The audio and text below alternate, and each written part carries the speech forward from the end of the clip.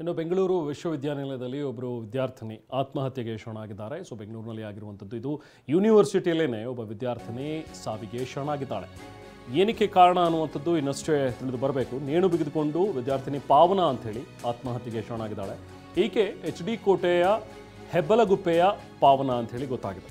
ಪಾವನ HN ಅಂಥೇಳಿ ಈಕೆಯ ಹೆಸರು.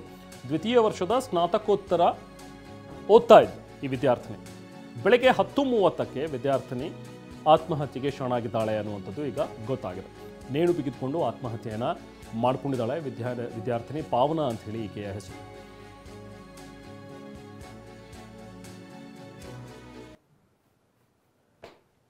HD ಕೋಟೆಯ ಹೆಬ್ಬಾಲಗುಪ್ಪೆಯ ನಿವಾಸಿ ಈಕೆ. ದ್ವಿತೀಯ ವರ್ಷದ ಸ್ನಾತಕೋತ್ತರ ಓದ್ತಾ ಇದ್ಲು ಈಕೆ. ಆದರೆ ಯಾಕೆ ಈಕೆ ಆತ್ಮಹತ್ಯೆಗೆ ಶರಣಾಗಿದ್ದಾಳೆ ಅನ್ನುವಂಥದ್ರ ಬಗ್ಗೆ ಇನ್ನಷ್ಟೇ ಮಾಹಿತಿಯನ್ನು ಕಲೆ ಹಾಕಲಾಗ್ತಾ ಇದೆ. ಸ್ಥಳಕ್ಕೆ ಪೊಲೀಸರು ಕೂಡ ಈಗಾಗಲೇ ಬಂದು ಮೃತದೇಹವನ್ನು ಮರಣೋತ್ತರ ಪರೀಕ್ಷೆಗೆ ಅಂಥೇಳಿ ಕಳುಹಿಸಲಾಗಿದೆ.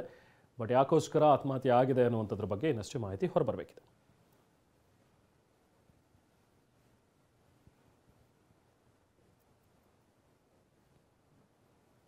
ಬೆಂಗಳೂರು ವಿಶ್ವವಿದ್ಯಾಲಯದಲ್ಲಿ ವಿದ್ಯಾರ್ಥಿನಿ ಆತ್ಮಹತ್ಯೆ ಮಾಡಿಕೊಂಡಿರುವಂಥ ವಿಚಾರ ಗೊತ್ತಾಗ್ತಾ ಇದೆ. ನೇಣು ಬಿಗಿದುಕೊಂಡು ವಿದ್ಯಾರ್ಥಿನಿ ಪಾವನ ಅಂತ ಸುಸೈಡ್ ಮಾಡ್ಕೊಂಡಿದ್ದಾರೆ. ಈಕೆ SD ಕೋಟೆಯ ಹೆಬ್ಬಲಗುಪ್ಪೆಯವರು ಅನ್ನೋದಾಗಿ ಗೊತ್ತಾಗ್ತಾ ಇದೆ. ದ್ವಿತೀಯ ವರ್ಷದ ಸ್ನಾತಕೋತ್ತರ ಪದವಿಯನ್ನು ಪಡೆಯೋದರಲ್ಲಿದ್ದರು. ವಿದ್ಯಾರ್ಥಿನಿ ಓದ್ತಾ ಇದ್ರು. ಬೆಳಗ್ಗೆ 10:30ಕ್ಕೆ ಆತ್ಮಹತ್ಯೆಗೆ ಶರಣಾಗಿದ್ದಾರೆ. ಹಾಸ್ಟೆಲ್ನಲ್ಲಿ ಇದ್ರ ಏನು ಇದು ಯಾವುದ್ರ ಬಗ್ಗೆನೂ ಕೂಡ ಇದುವರೆಗೂ ಮಾಹಿತಿಗಳು ಸಿಗ್ತಾ ಇಲ್ಲ. ಜೊತೆಗೆ ಅವರ ಜೊತೆಗಿರೋರು ಕೂಡ ಈ ಬಗ್ಗೆ ಯಾವುದೇ ರಿಯಾಕ್ಷನ್ ಇದುವರೆಗೂ ಕೊಟ್ಟಿಲ್ಲ. ಅದ್ರ ಬಗ್ಗೆನೂ ಕೂಡ ಇನ್ನಷ್ಟೇ ಮಾಹಿತಿಗಳು ಗೊತ್ತಾಗಬೇಕಿದೆ.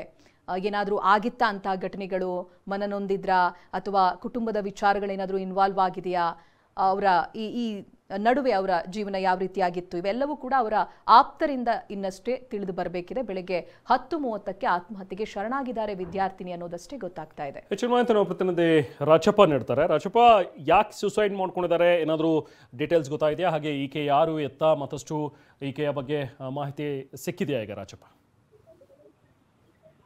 ರೆಹಮಾನ್ ಕನ್ನಡ ಅಧ್ಯಯನದಲ್ಲಿ ದ್ವಿತೀಯ ವರ್ಷದ ಒಂದು ಸ್ನಾತಕೋತ್ತರ ವ್ಯಾಸಂಗ ಮಾಡ್ತಾ ಇದ್ದಂತಹ ವಿದ್ಯಾರ್ಥಿನಿ ಪಾವನ HN ಅಂತ ಹೇಳಿ ಇವತ್ತು ಕಾಲೇಜಲ್ಲಿ ಒಂದು ಕಾರ್ಯಕ್ರಮ ಇರುತ್ತೆ. ಆ ಒಂದು ಕಾರ್ಯಕ್ರಮ ನಡೀತಿರುವಂತಹ ಮಧ್ಯದಲ್ಲೇ ಆಕೆ ಆ ಒಂದು ಕಾರ್ಯಕ್ರಮದಿಂದ ಎದ್ದೋಗ್ತಾಳೆ. ಎದ್ದೋದ ಬಳಿಕವಾಗಿ ಹಾಸ್ಟೆಲ್ ಏನು ಉಳ್ಕೊಂಡಿರ್ತಾರೆ ಅಲ್ಲಿಗೆ ಹೋಗಿ ನೇಣು ಬಿಗಿದುಕೊಂಡು ಆತ್ಮಹತ್ಯೆಯನ್ನು ಮಾಡ್ಕೊಂಡಿರುವಂಥದ್ದು. ಅಂದ್ರೆ ಬೆಳಿಗ್ಗೆ ನಡೆದಿರುವಂತಹ ಘಟನೆ ಇದು.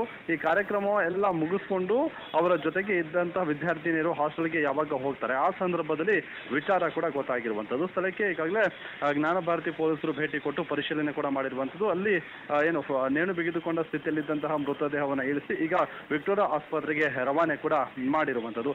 ಅಂದ್ರೆ SD ಕೋಟೆ ಮೂಲದ ವಿದ್ಯಾರ್ಥಿನಿ ಇದು. ಘಟನೆಗೆ ನಿಖರವಾದಂತಹ ಕಾರಣ ಏನು ಅನ್ನೋದು ಇನ್ನೂ ಕೂಡ ಗೊತ್ತಾಗಿಲ್ಲ. ಪೊಲೀಸರು ಒಂದು ಏನು ಪ್ರಕರಣವನ್ನ UDR ಪ್ರಕರಣವನ್ನ ದಾಖಲಿಸಿಕೊಂಡು ತನಿಖೆ ಮಾಡಿದ ಬಳಿಕವಾಗಿ ವಿಚಾರ ಗೊತ್ತಾಗುತ್ತೆ. ಜೊತೆಗೆ ಸದ್ಯಕ್ಕೆ ಸಿಕ್ತಿರುವಂತಹ ಮಾಹಿತಿ ಪ್ರಕಾರ ವಿದ್ಯಾರ್ಥಿನಿ ಒಂದು ಡೆತ್ ನೋಟ್ ಅನ್ನ ಕೂಡ ಬರೆದಿದ್ದಾಳೆ ಅನ್ನುವಂಥದ್ದು ಕೂಡ ಗೊತ್ತಾಗ್ತಿದೆ. ಹಾಗಾಗಿ ಡೆತ್ ನೋಟ್ ಅಲ್ಲಿ ಯಾವೆಲ್ಲ ಅಂಶವನ್ನ ಉಲ್ಲೇಖ ಮಾಡಿದ್ದಾಳೆ ಅನ್ನುವಂಥದ್ದು ಇನ್ನಷ್ಟೇ ಗೊತ್ತಾಗಬೇಕಾಗಿರುವಂಥದ್ದು. Rehman, thank you Rajappa.